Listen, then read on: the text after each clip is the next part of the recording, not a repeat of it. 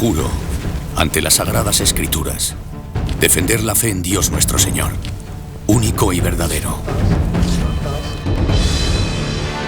Mantener mi estirpe y llevar nuestra señal real más allá de donde nuestros ojos alcanzan a ver. Juro defender la vida y los intereses de mis súbditos y de los nobles que me asisten, que son tanto como nos y juntos más que nos.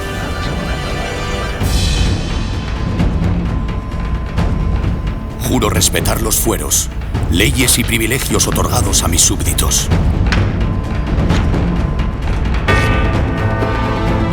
Que en el nombre de Dios, y guiado por Él, haré mis reinos, condados y señoríos más grandes.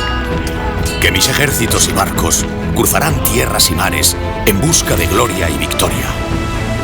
Aunque para ello haya que derramar la sangre de mi dinastía y la de mis vasallos. Que haré a mi linaje fuerte y poderoso, más allá del tiempo.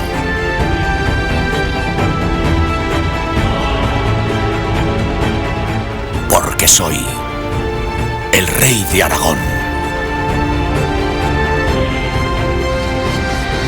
El esplendor y el ocaso de un linaje que unió aragoneses, barceloneses, mallorquines y valencianos para dominar el Mediterráneo. Una historia tan rica como controvertida, en un documental que recorre las luces y sombras de la dinastía de los Aragón y su corona. Europa se ha hecho por familias, es patrimonial. Las dinastías han hecho las naciones, son lobbies patrimoniales. La roca en el mar, Aragón en el Mediterráneo.